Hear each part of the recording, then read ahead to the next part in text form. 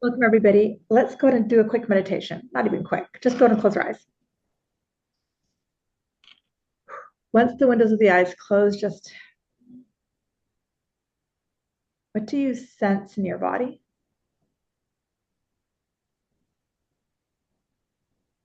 How do you feel your breath is entering and exiting?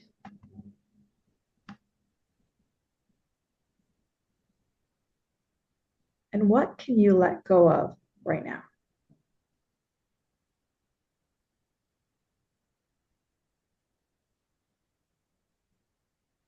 As your breath gets deeper and quieter, slower and calmer, see if you can release the external world just a little bit more. Releasing the phone, releasing the to-do list, releasing the attachments of the mind, and just bringing yourself into the breath and the now. Let's do some countings of the breath. Let's exhale together and inhale for 1, 2, 3, 4. Pause and hold. Exhale. 1, 2, 3, 4. Inhaling. 1, 2, 3, 4. Pause and hold. Exhaling. 1, 2, 3, 4. Inhaling. 1, 2, 3, 4. Pause. Exhaling. 1, 2, 3, 4. Keep that rhythm of breath going. Slow, cyclic, calm, and smooth.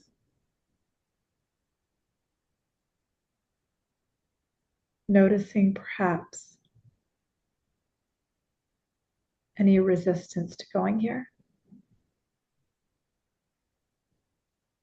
And noticing perhaps the ease that your body wants to go here.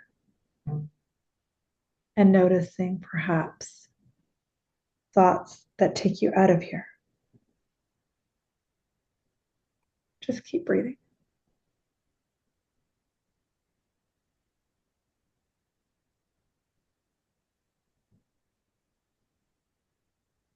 Remembering that there's always something to do.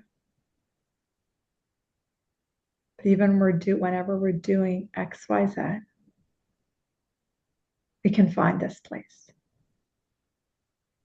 There we go. Peace and centered. Take a few more breaths. And then at your own pace, when you're ready, starting to very slowly bring awareness back, back, back, back, back. Gradually and slowly. Then at your own pace, open your eyes when you're ready. Good morning, everybody. It's so great to see your beautiful faces. Thank you for being here live. We're gonna have a lot of fun. I've got the webinar prepped in a PowerPoint, so I'm gonna pull it up. Just a reminder, this is part 3 of 4 of a webinar series. My last one is next Tuesday at 5 o'clock. I've kind of varied times, and I took a couple weeks off because I was in Mexico. So we will, let's just dive in, because in the PowerPoint, we're gonna, put your seatbelts on, grab a pen and journal. It's gonna be a good one. I'm gonna warn you. All right, let's get going here. Let me open up the share button and we'll get diving in. And hopefully you've got a journal or something that you can scribble into. And like always, I'll try to teach for about 40, 45 minutes, depending on how long this takes, and do coaching and stuff at the end or during it, or not, because there might not be a lot of coaching depending on how this goes. Let's see what happens. And the way I set up was super interactively. So the more you can share in the chat box, the more you're going to get out of it.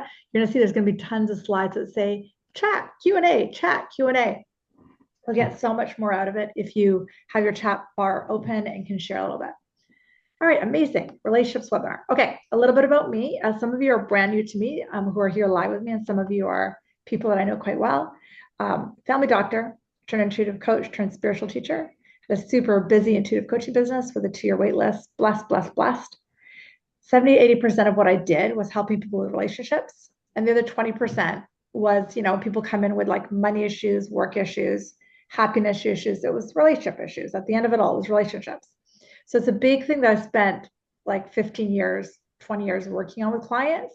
So I totally know this world inside and out. Bit about today's structure.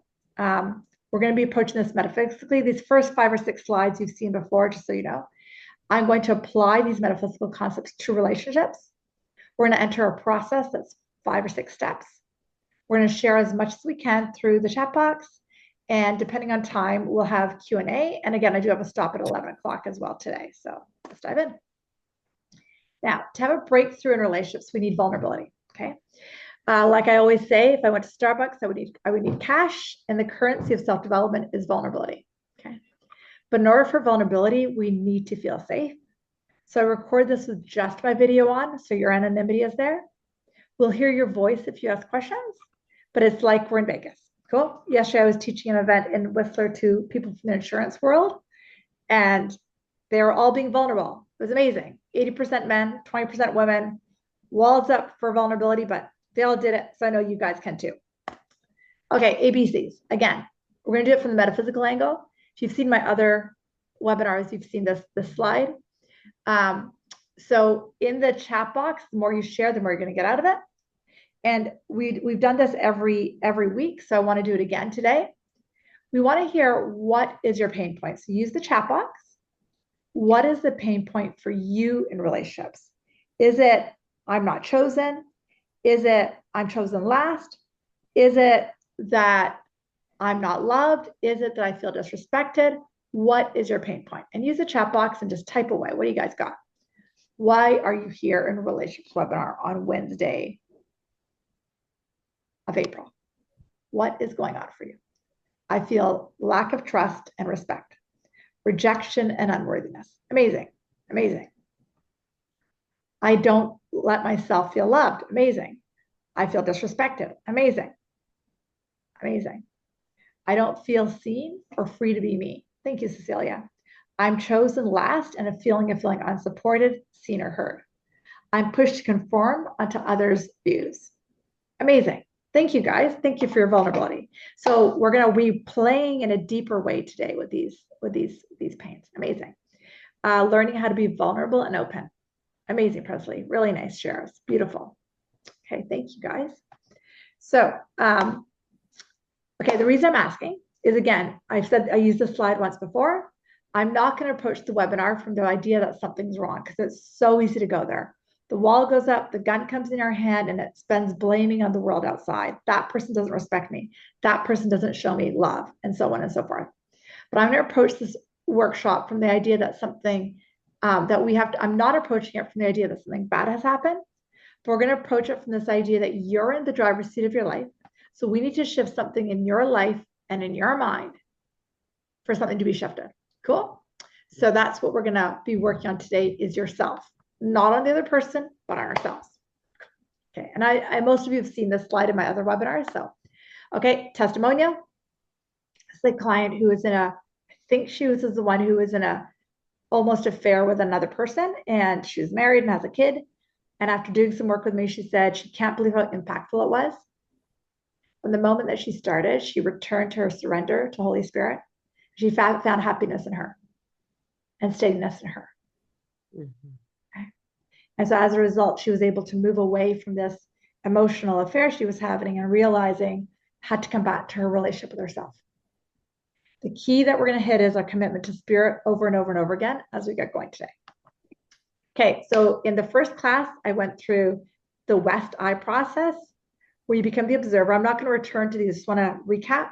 We talked about emotions, what we're feeling. We talked about our stories, tools, techniques, and the I am. Again, I'm not going into these. We're going to go into a third webinar, but I'm just recapping. In the first webinar, we went through the West Eye process in detail. Web number 2, we went into the victim triangle. Web number 3, we're going to be holy and special relationships. And I think next week we're doing projection, perception, extension, I think. But today we're going to be doing holy versus special relationships and a deep dive. Okay. Thanks, Cecilia, for letting me know. And then for those of you who are feeling a pull, we have Wounds to Wisdom starting in May, and we'll be talking more about that. But this whole webinar series is giving you like droplets towards it. So I'm super excited about that class. I can't tell you, I'm already living it. It's crazy. Okay, so we're diving into holy and special relationships, which I touched on briefly in my community call a few weeks ago, but we're going to be diving in with a process today as well. So what the heck am I talking about? Let's have fun. Those are my pre-plays. So let's close our eyes for a sec, take a breath. Now we're going to have some fun with the new stuff. Whenever you're ready, go and open your eyes. All right, let's dive in. Okay, what is a holy versus special relationship? All relationships start as special because there is a perception that we are lacking in some ways. There's this idea that I will get something from you. There's idea that somewhere in me, I am incomplete. So I need something outside of me to fill this void. Love as a result becomes transactional. And the idea is you complete me. And that's the idea of what a special relationship is. And we'll get into holy in just a second. But a special relationship is this idea that you are incomplete. Then it becomes transactional and someone's going to complete you. And to complete the void, and if we have void, this is the source of all pain. This idea that you're lacking is somewhere deep in your subconscious, unconscious beliefs. And they're planted into you deep in your childhood. And sometimes in your ancestry as well. And as a result, those thoughts keep it in that victim triangle that we talked about last weekend. As a result of the special relationship concept, we enter in, that's why we have jealousy, guilt, rage, fear, anger, worry. And it's the ego's favorite thing because it keeps us needing something from another person. Got it?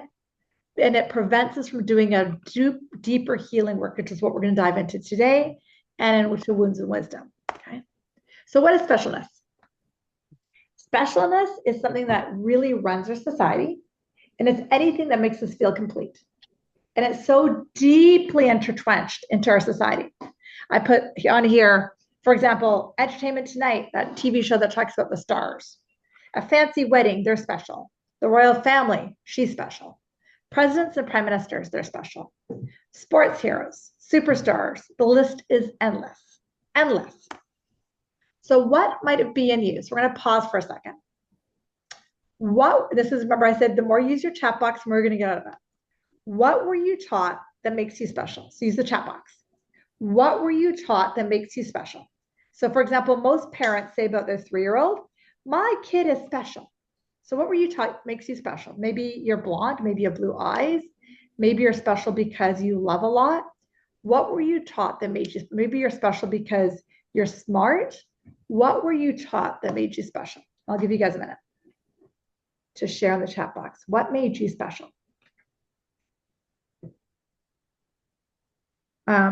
If I was good and did what I was told. Nice, Deborah. So it was conditional. If I did this, then I was good. Amazing. Then I was special, and then all is good. If I'm smart and I stand up for myself and others. Nice, Elba. Intelligence and politeness. Wow, Louise. We got because I was a good girl. Amazing, amazing. Good. That I always have to behave as expected.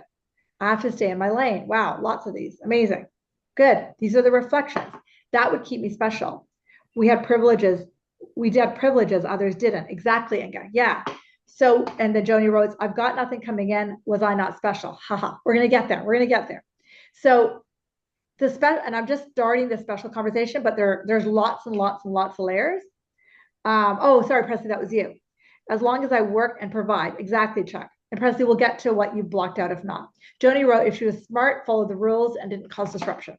But we'll get there, Presley. Trust me, there's other layers. I was not allowed to give or share my thoughts to a family where everyone else could. So you were special if you stayed quiet. So let me go back to the slides because there's so many layers of the specialness, like even thicker than an onion layer. And Chuck, what you shared was so big. When I was teaching in Mexico, there were about 20 people. I was teaching for a group, for two men that run a company called Quantum Coaches. And the group had about 20 people. And if you see the pics online, there were probably 16 or 17 men and about 3 or 4 women in the group. And so it was now 11 o'clock at night. We were working on whatever we're working on. And we were diving into these men's subconscious. There were 2 or 3, or probably the majority, that believed a lot of their role was, if they, like Chuck said, provided. And if they didn't provide, then what? And that providing could have been keeping the family safe. The providing could have been keeping keeping a container. And I said, well, what if that's not what makes you you? And the men had the hardest time thinking of who they were if they weren't doing what they were told they were here for. So it's not just women, it's also men. And even after I left, the conversation kept going because the men kept saying, well, if I'm not that, then what am I? If I'm not a provider, then what am I? If I'm not this, then what am I? So I know as women, we struggle a lot with this idea. Well, I wasn't allowed to be me. I had to be good. I had to be a good girl. But for men, it's also, you have to understand, and like Chuck said, it's ancestral. It goes back to the caveman days, right? So sometimes we think that the specialness just applies to women because we have to be pretty and so on, but it impacts men in an equally deep, dark way. Got it? That stops them from being just who they are. Let's go back into specialness because it's such a deep topic. Oh my God. Okay.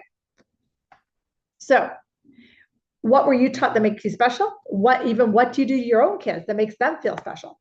Okay. But the ego hides it. It's like a game of cat and mouse. The ego never wants to see its game.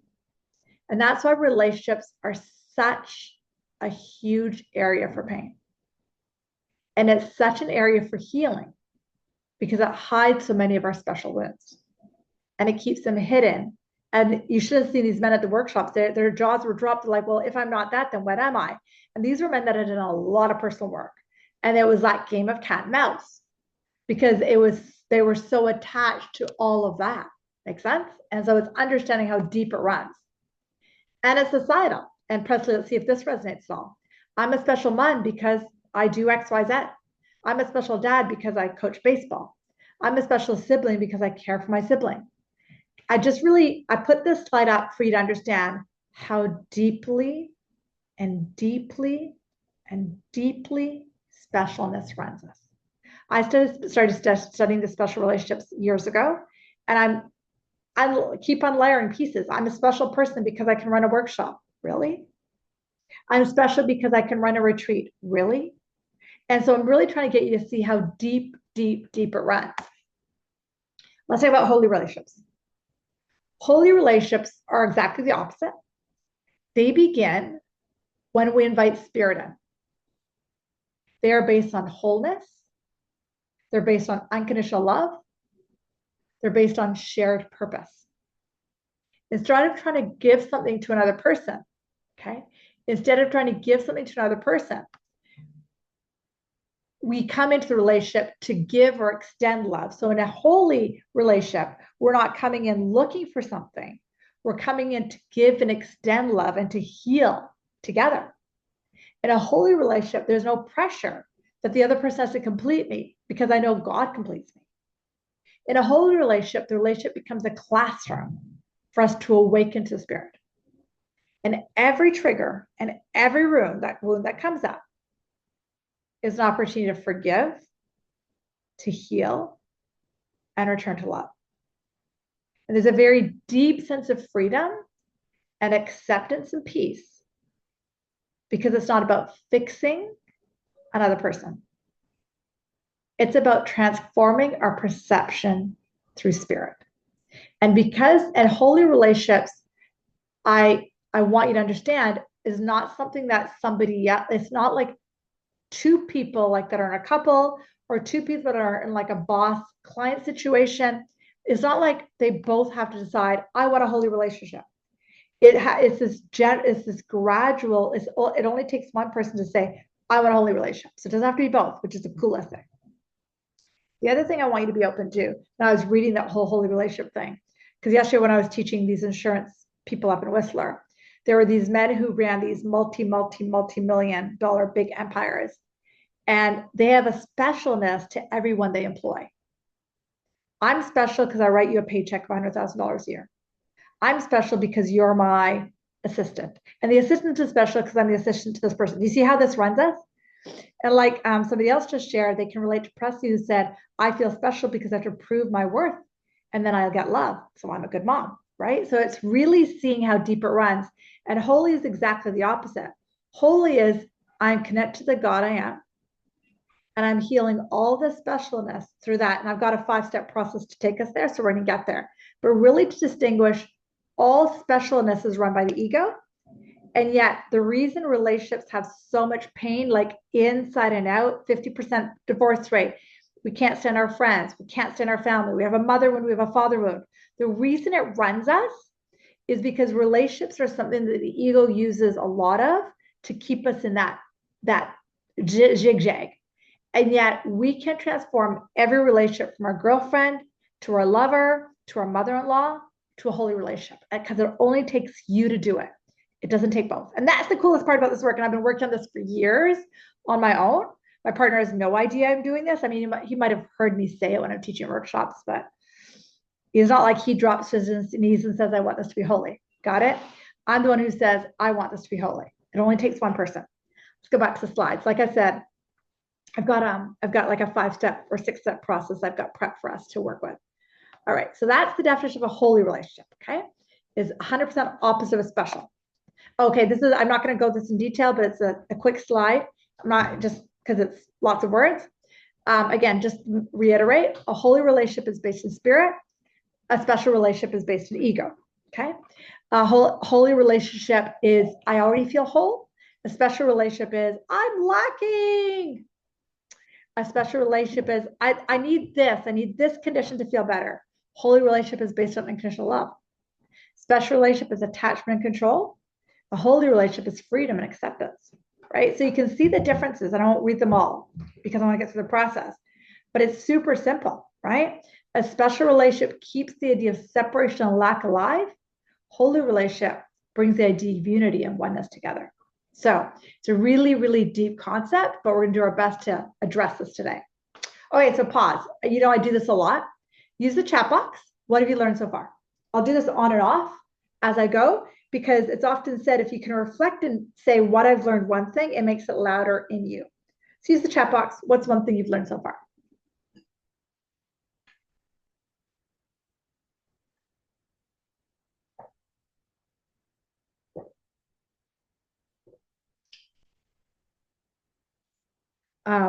Josh dropped in this for all relationships, including clients. Yes, Joni, every part of our lives. Thank you, Joni. Albert, it's empowering to hear that it only takes one person. Yeah, it only takes one person. How ego uses relationships to keep us stuck. Exactly, Megan. Yeah, or no, so Megan, sorry. I don't know your last name. I know it's Walton, so I'll just call you Walton because I can't read your first part. So yeah, it's just the ego keeps us in that. Presley wrote that there are two sides to a relationship. And I see how in my situation that our relationship is shifting. The Holy One. Exactly. Exactly. That text I got from your husband, Presley, made me want to cry. All specialness in relationship is ego. Exactly, Deborah. This conversation is anchoring and affirming what I'm trying so hard to embody. Exactly. Beautiful, Linda. Beautiful. All right, let's talk. I have a 5-step process. Let's jump into that because that's where the fun starts. So, okay, the ego is anything that helps us keep us as complete specialness. Exactly, Inga. You guys are getting it. You guys are with me. All right, amazing. I'm so glad you guys are with me. We're gonna do lots of these pauses, share. Okay. All right, process. So I need you all to pick one person. This class is being recorded, if I'm not mistaken. So it's being recorded. So you can re-listen to this with other relationships, okay? So we're gonna ask you, when I do this process, I want you to pick one relationship. And it could be a client relationship, it could be your lover, it could be your mother-in-law, but I want you to pick one relationship where there's any iota of blame or judgment or anger or fear or resentment or withholding love, any part that is not whole love, I want you to pick that one person. And during this process, I don't want you to switch people. I don't want you to do it's like a 5 or 6-step process, but I don't want you to do your husband for the first step and then your mother-in-law for the second step and then your best friend for your third. I want the same person for all the steps. Okay, everybody's got somebody? Amazing. The first person that popped into your head is the person you're gonna work with. Cool. All right, this is gonna be deep, and I'm gonna warn you right now. All right, step 1, acknowledge the specialness. So step 1, I want you to recognize that you are placing expectations or conditions or blame in this relationship. So I want you to get honest with yourself. Are you trying to get something from them? I'm not sure why I keep seeing a mother-in-law. I want a mother-in-law to like me. No matter how silly that expectation is, I want you to own what you're placing an expectation or a condition or a blame on this person. Are you looking for validation or safety or love from this person? What do you presume they should give you or that you should give them to feel whole? So it could be, I don't feel whole because my husband doesn't say I did a good job cooking dinner. So I want you to dig deep and acknowledge the specialness here. And now I want you to use the chat box, the one person you picked. What do you perceive that they should give you or you should give them that's creating the ruptured feeling? So use the chat box. What do you guys got? So what do you guys got? And maybe put the person you're working on too. Maybe it's your brother, your lover. What are you putting on them? Acknowledge the side. I'll give you guys a minute. What are you putting on them? What's the disruption? I expect my mother-in-law to like me. I expect my husband to be kind to me. I want you to own every little bit that the ego is saying. And this is why it's taken me like a while to put this class together, because I've been working on this in my own personal life for many years now. So I want to know, what do you expect of another person? Give you guys a minute to type in. And I want you to write in the person you're working on and what that first step is. I want you to acknowledge in you, what are you doing? Give you guys a few minutes. Maybe I'll put the slide back up as you guys are thinking.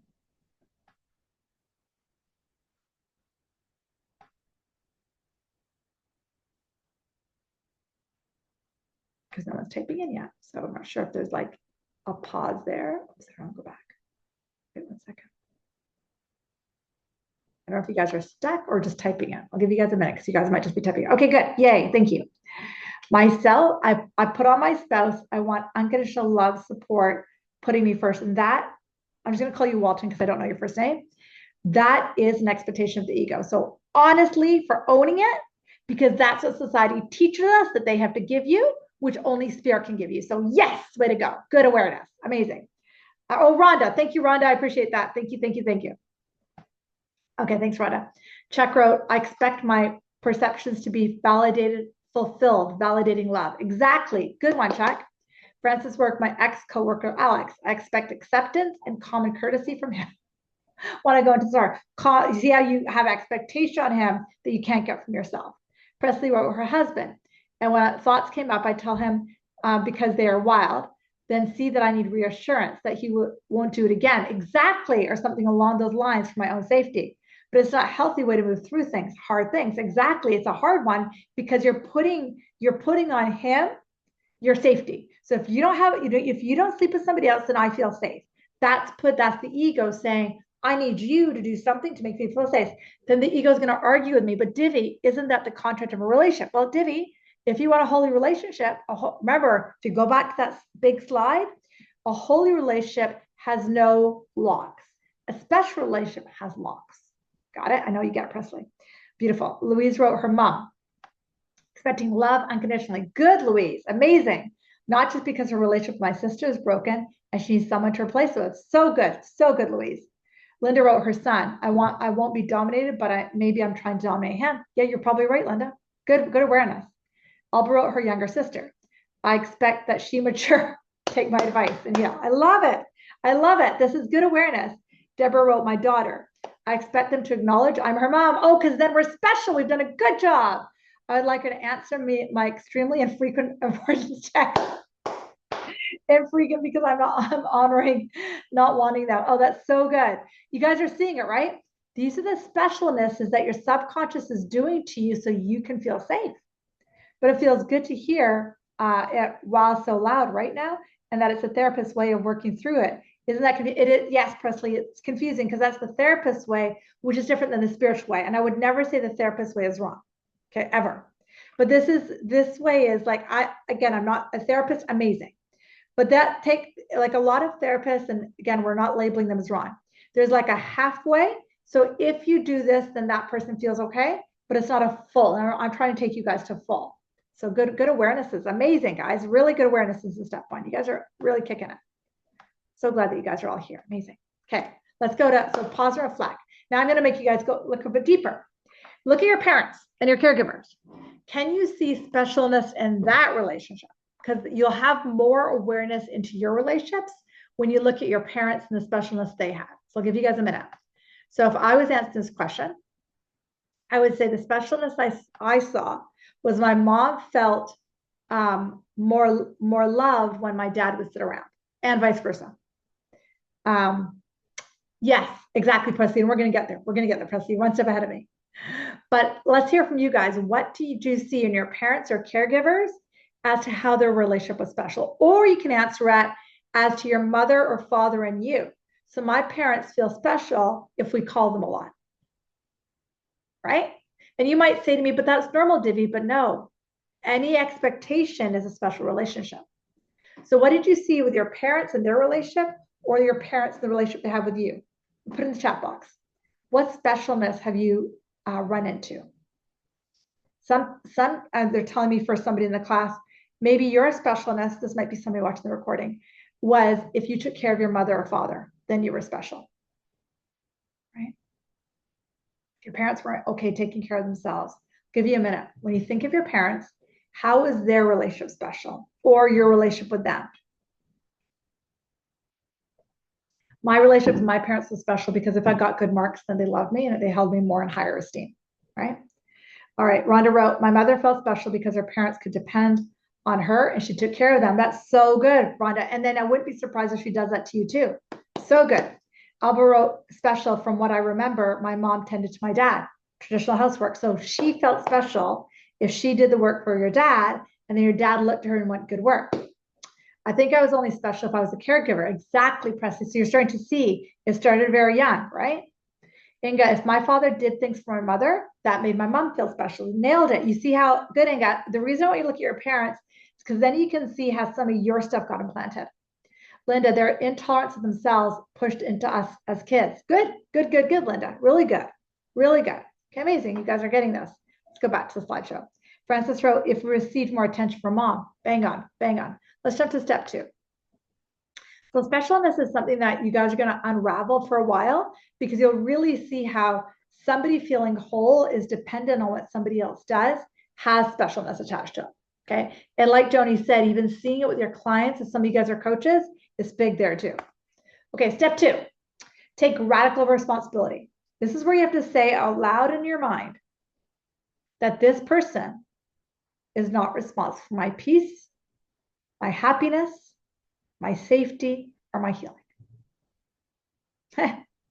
And notice if there's any discomfort when you say that, because you have to see that this other person, if you put on them that you're responsible for my peace, my happiness, my safety, then you're saying you don't have your peace and happiness in yourself, so you're putting it on them. So now I want you to go into your body. Where in your body are you feeling there? Remember, guys, this is not blame, this is empowerment. We are taking responsibility back to reclaim our power. So really looking at what I put on that. So in this chat box, where are you feeling this in your body? Where is this showing up in you? Where is this lack feeling coming up in your body? That's the question I want to ask you. Can you own that this is yours, that this is cultural, societal, and so on? So I want you to give you guys a second. Where are you feeling this? Okay, Elba, in your stomach and lower back. Yeah. Really good. Where are you feeling this in the body? Because this is where you were trained to outsource it. Rhonda wrote, resistance to statement with a lot of pressure in my solar plexus. Good, good, Rhonda, because that's your empowerment center. Really good. Inga wrote, throat and mouth. Amazing. So this is where you hold this energy, whether it be safety or inner peace or validation or love. This is where the resistance is. So good, so good. Jenny wrote under her left ribs and her throat. Really good. Louise, her heart and throat. Deborah wrote her throat and shoulders. So guys, this is where, so what happens is Linda wrote in her stomach, her throat, and her heart is pushed back. Good, good, really good. Chuck wrote, I've always felt that if someone viewed me as special, I felt myself as lacking. I held it on the solar plexus. Good. I feel it in my back, scrunching in. I'm hurt. Good, really good.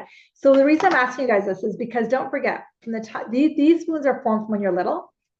I know for a lot of women, I didn't grow up like this, but I know a lot of women did, that we're taught that your safety is going to come from a man. For me, it was my safety was going to come from my degree.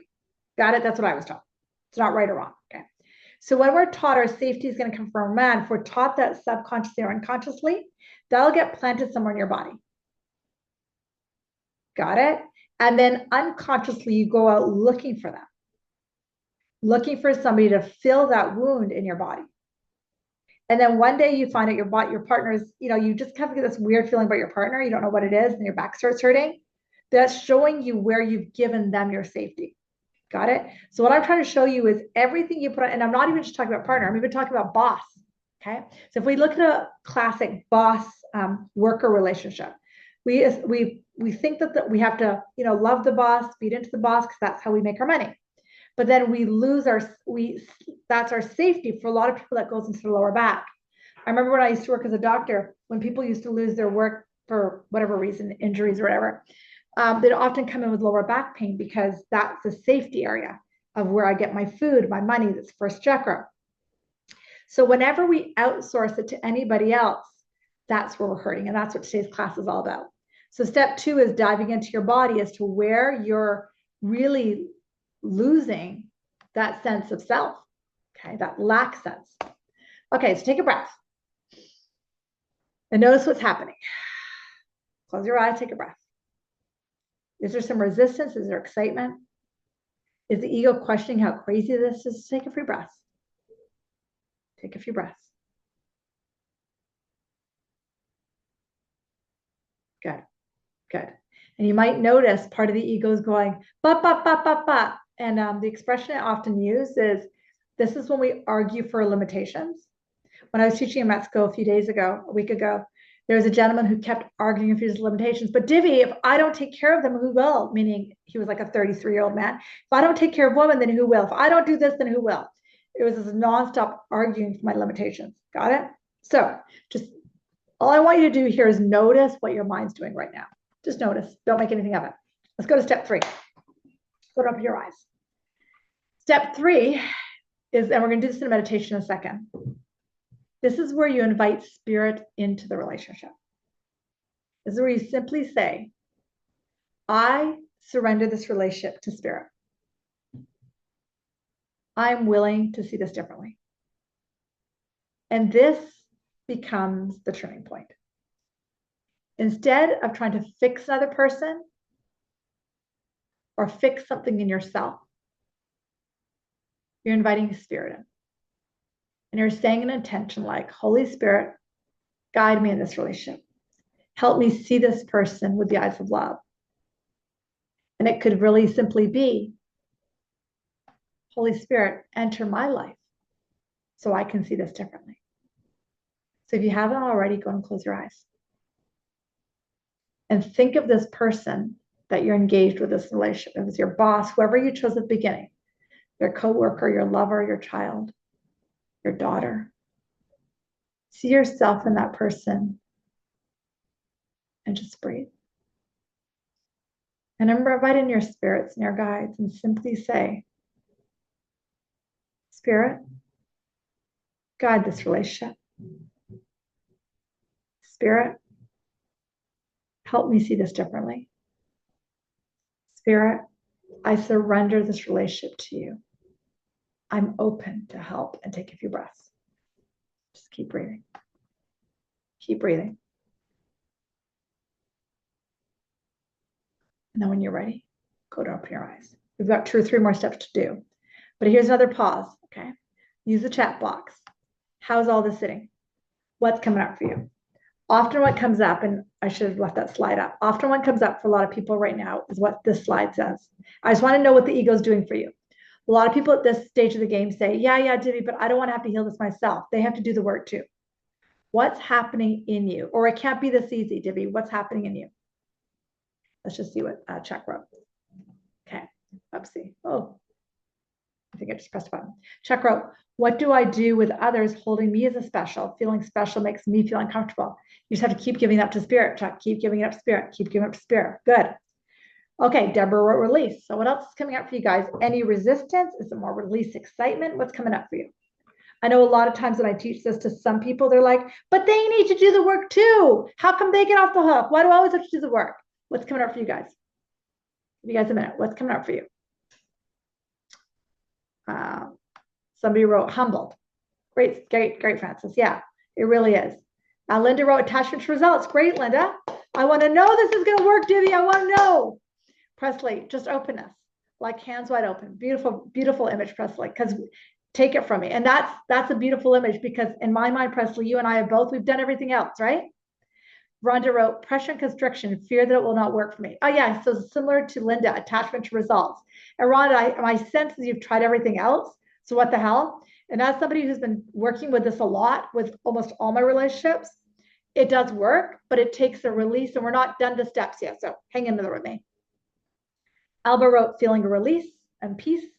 Deborah wrote peace. It's just good to trust spirit and it feels so good. Inger wrote throat starting to hurt more coming up. When will I get through this? Because I get it. Okay, amazing. And we're going to get there. Amazing. And yeah, and the question as to when am I going to get through this is never ending, right? When's this going to work? It works when it works. How's that for you? It works when we're not so attached. All right, let's go back to the slides. Okay, good. I'm glad you guys are all still with me. Okay, so, okay, great. Okay, so now I'll go to step 4. This is practicing forgiveness. And remember, the definition of forgiveness is different with A Course in Miracles. It's not about saying what happened is okay, but it's releasing our perception of separation. And it's about recognizing that I forgive this person, not because they're guilty, but because I'm choosing peace instead of conflict. And essentially what you're doing is you're forgiving the thought of lacking, forgiving the thought of needing something outside of you to be whole. Forgiving, I missed that. I pressed a button. Forgiving the thought that something else could fill you. Forgiving the thought that something else could make you better. Okay. So let us open this up and I'm going to take us into meditation as I read Joni's comment. Joni just wrote in, it brings up the question, who am I as a mom, if not those things? What am I to do, to be? Great question, Joni. Great question. We're a guide. But if we define ourselves as a special mom, then we're hooked into what they think of us, how they feel about us, and that's just going to create pain. It's a great awareness, Joni. Let's do a meditation. Go and close your eyes. Once your eyes closed, go into that place in nature. Maybe it's a place you visit often, or a place you've never been to, a place from fairy tales, a place you'd love to visit. And just breathe once you're there.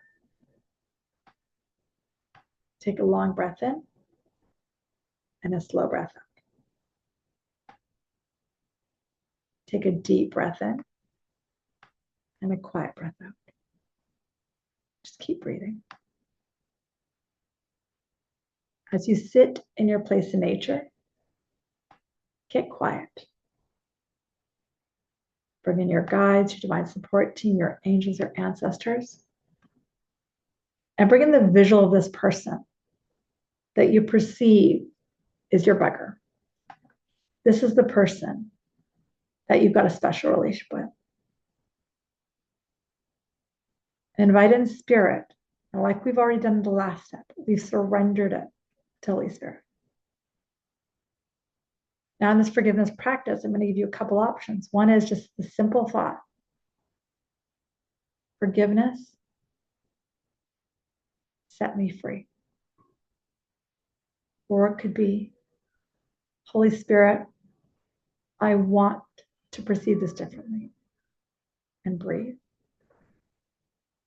Or it could be, forgive me for perceiving that being so special fills my lack. So let me forgive the idea that I'm lacking. It's going to be different for each of you. Imagine the altar with spirit standing behind it and putting on there all of the thoughts that say, if I do this and bake the cookies, then I'm special. Therefore, I perceived I was lacking. Forgiveness set me free from the idea that I'm lacking. Just breathe and release that. Forgiveness set me free from the idea that I could have done something wrong. Forgive that and release that. Forgiveness set me free from the idea that this person has hurt me. Forgive that and release that. Forgiveness for set me free from the idea that this person was my safety. Forgive that and release that. And just stay here. Putting on all the altar on all the things that you perceived were going to fill you, that you thought this relationship was giving you, that now you see is intertwined in lack. Take 6 breaths. Asking Spirit, there you go, asking Spirit to set you free. There you go, knowing that that's where your wholeness is. Take a few more deep breaths. Right. And then when you're ready, starting to return to the room slowly, slowly, slowly. And opening your eyes when you're ready.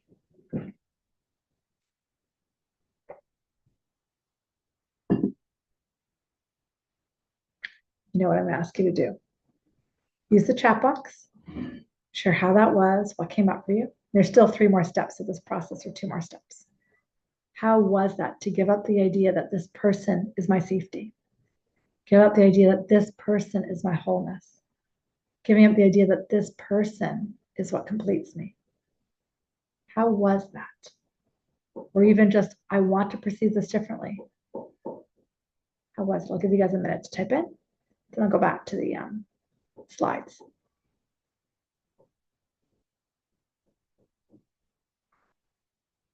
Curious if also there's any resistance to that too. Because it's been running my ego, the ego in my mind for so long, right? Freeing but daunting. Yeah, Louise. It's like, because it's run me for so long. Lighter, and I want to do this with every worker or boss that I gave power to. Beautiful, Francis. Yeah. Rhonda wrote big yawns. Good. Pressure release. A sense that I can do this. Really nice, Rhonda. Really nice. Really, really nice. Amazing.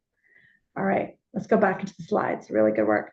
And wrote, I feel being pushed down, held on my shoulders, and then it lifted and no longer felt heavy. Amazing, Inga. And I remember when we were in Palm Springs, you had like a day where a lot of the pain lifted. We're getting there. We're getting there. Amazing. Okay. So let's go back to the slides. Oh, we got some more here. Up here. You guys are faster than I am. Go back to the chat box. Okay. Okay. And I just want to read the comments before I move the slides. So freeing, writes Deborah, I gave so much of my inner power away. So good. So good, Deb. Presley wrote, I said each thing, and the idea that has done something to me, and that he's my safety, caused sadness and ringing my ears and just confident. Yeah. And Presley, that whole safety thing for women is so big, that he is my safety. And that's the biggest thing that you're unwiring. I love that. I love that. So good. So good. All right. Step 4. This relationship is now for healing, and it's not for ego-based needs. It's consciously deciding that this relationship is for my awakening. This relationship then becomes a space for growth, for healing, and returning to love.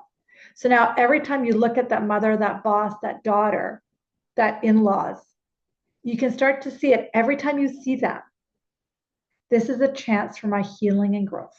That's all it is. That's it. That's what it's all about. Step 5 is this return to wholeness every day. Knowing I'm already whole. And I don't need anything to complete me. And in step 5, it's when you make time for stillness and connections to spirit every day. And inner nourishment. And when you're filled inside of here, you don't need to extract love from outside. Instead, you radiate, which is extension. But it's a moment-to-moment thing. If you're in my healing class that I teach on Wednesday and Thursdays, this last week I spoke about people pleasing. And you can see, those of you guys that were in that class, and we saw how much the people pleasing runs us. That's the idea. You can see how it's a moment-to-moment thing. It's not like, oh, I did the meditation on April 12th, so 15th, so I'm full. No. If you're people pleasing, that's where I'm feeling lack. Let me forgive that. Right? It's a moment-to-moment thing of this makes me feel whole, so I need to shift that. Got it? That's what it is every moment, and returning to wholeness moment to moment. All right, we got 1 or 2 more steps, but I want to see how is this sitting, what's coming up for you guys, any resistance, what's happening, see where you guys are at. This is so good. Oh, good, Elba. I'll just give you guys a second before I think there's just 1 more step after this.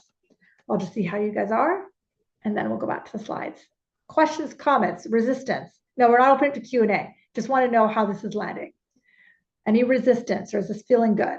Alba wrote it so good, so we'll assume it's good for her. I'll give you guys one more minute. Anything else? Okay, I want to do this with some of my other relationships. So good. Presley wrote such an amazing reminder that anything hard can be peeled. So good. And that's why I said at the beginning, this is something I've got this on recording you can return to over and over. Francis wrote, pain and sick are subsided. Good. And once you learn to do this, every relationship you run into with the bellboy, with this, with that, the guy at the laundromat, their chances to heal. Their chances to heal. Okay. Step 6. Be open to miracles. Relationships shift, heal, and transform. Be open to miracles. A relationship is now all relationships are now being used for the ego, for spirit. Got it? And we are transforming. We are literally taking away from the ego all the self-gratification and giving it to spirit for transforming those wounds into wholeness. Thereby, we are transforming our wounds into wisdom. And that's when we want to be open to miracles, open to that shift, open to healing. And it's not a one and done thing. It's a gradual thing. I really want to emphasize the second point. Holy relationships are not conflict free, but they're a daily reminder and a journey of what's in our subconscious and our lack. And the more we dig there, the less conflict we'll experience. And the more that we can return to wholeness. It's not a one and done thing. Okay. And my experience is that it's like an energetic rewire. It's an energetic rewire into our thoughts and behavior. And the miracle occurs when we return to this regularly. And the hardest part is to see our blind spots, because we feel like somebody else is needed for our well-being. So this pain, it is where our pain is our friend. So when we're feeling pain in a relationship, that's a friend. Okay. And these blind spots, like I've said a million times, never want to be seen. Okay. So pause. What have you learned so far? Remember, anytime I pause and do this, and you actually talk in the chat box, it's going to amplify your learning. What have you learned so far? And there's 1 or 2 slides left. What have you guys learned so far? Give you guys a second. What have you learned?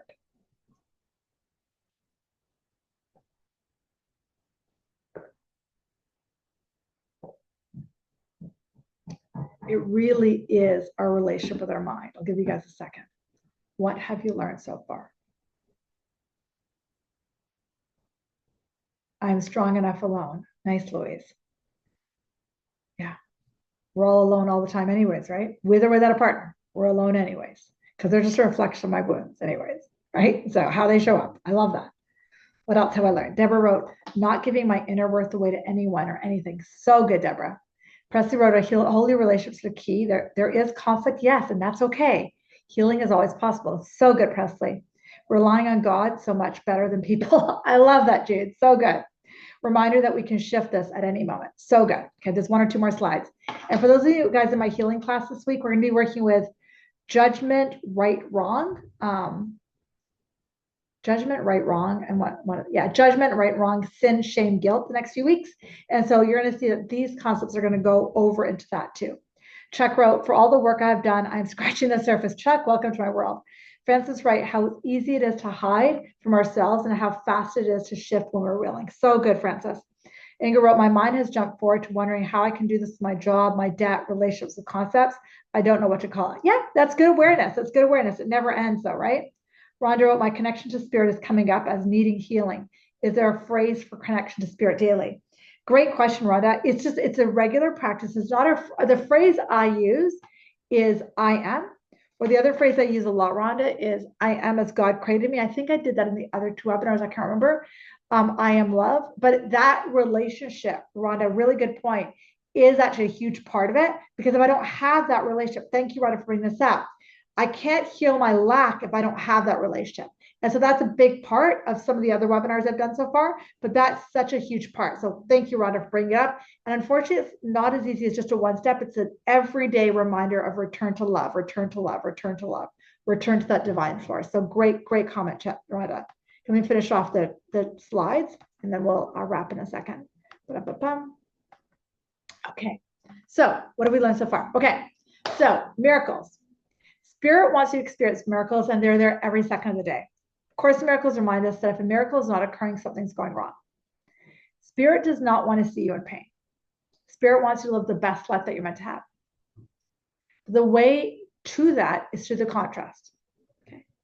And the way out of it is a shift in perception, which is a shift in the mind. But we want to experience miracles because miracles are available 24/7. So the question is, are you ready and do you want to shift? Because this work is really life-changing. I'm going to really briefly share. Yesterday, my husband and I were up in Whistler, went to this place called the Scandinavian Spa. It's a hot, cold spa that's up there.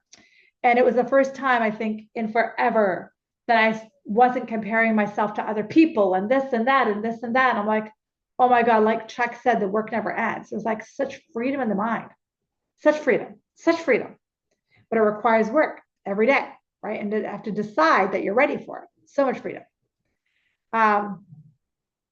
Is there times the holy relationships become special? No, holy relationship is purely holy relationship.